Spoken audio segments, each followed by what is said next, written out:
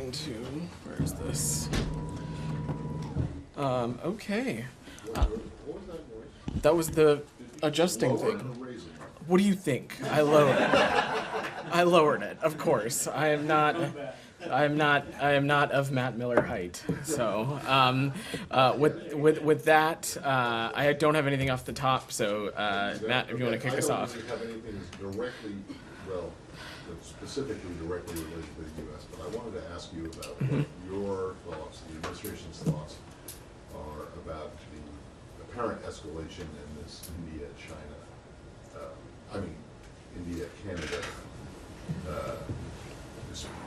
So, Matt, I don't really have anything new to sort of offer on this that both Matt and the Secretary haven't spoke to already, I would say, in the number of times that has come up before the press in the past week or so. I would just reiterate again, we are and continue to be deeply concerned about the allegations referenced by Prime Minister Trudeau, and we remain in regular contact with our Canadian partners, and it's critical that Canada's investigation proceed and the perpetrators be brought to justice. We also have, as we've previously said, publicly and privately urged the Indian government to cooperate in the Canadian investigation and cooperate in those efforts.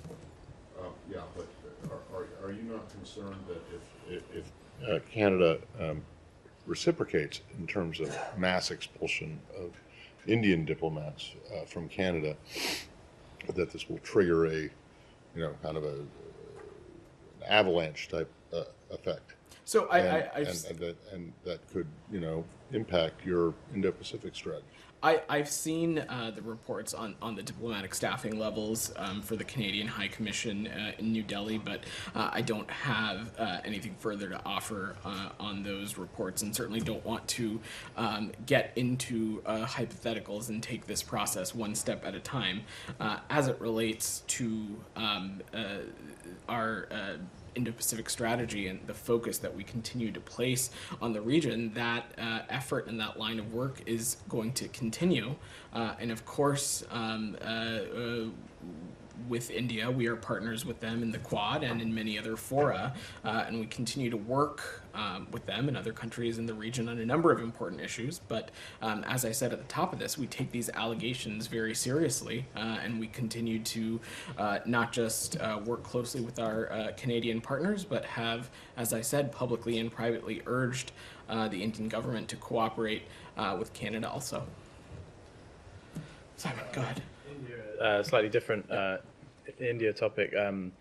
There was a raid on the offices of a news outlet called NewsClick, and some of the journalists for that outlet had their homes raided, I believe, as well. So, on one hand, there's been some outcry about, from press organizations in India saying this is an infringement on the free press. So I'm interested in your response to that. But separately, relatedly, there is also an allegation related to this, that this news outlet was part of a Chinese influence operation that's funded through a network, according to the New York Times, of an American businessman. So I guess on those two separate points, do you want to respond to? Do you have any comment on these raids?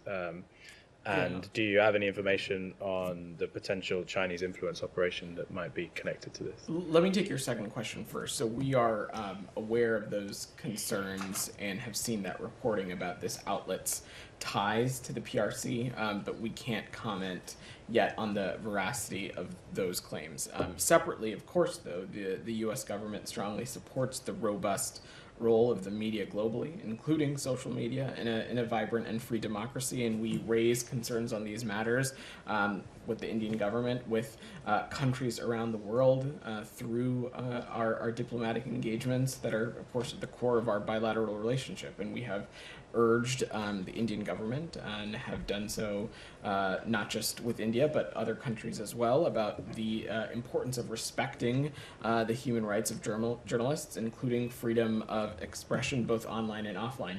I don't have additional information, Simon, though, about this particular circumstance or any of the underlying issues that may or may not be related to this outlet, however. Thank you. Right, let's stay on an India theme for Sure. now. Maldives. Yeah. I know there was a statement, I believe, over the weekend on the election congratulating the winner. But the president-elect of Maldives has spoken today about removing Indian forces from there. He's widely perceived as being more of a tilt toward Beijing. Does the U.S. have anything to say about this? I don't. This is a matter between the Maldives and India, of course. What I will just say, broadly, is what we have. This is consistent around the world. Is that we have never tried to imply one way or the other that any country is required to make any kind of decision about the kinds of exclusionary partnerships that it enters in through its bilateral relationships, whether it be with China or the United States or India or any other country. Sure. Could I ask something on a different topic? Sure. Somebody wants to pursue that. No, just on Armenia. Armenia joining the Rome Statute for the ICC. Obviously, the U.S. is not part of that, but this is something that's got quite a reaction, particularly from the Kremlin. Do you have any general comment on Armenia doing this and what it means? Well, we respect Armenia's sovereignty and independence, and we'll leave it to Armenia's government to comment on its legislative processes. Of course, we respect the right of every country to join the ICC, and have been encouraged by many states, including Armenia, that have undertaken commitments to promote justice, accountability for genocide, war crimes, and crimes against humanity.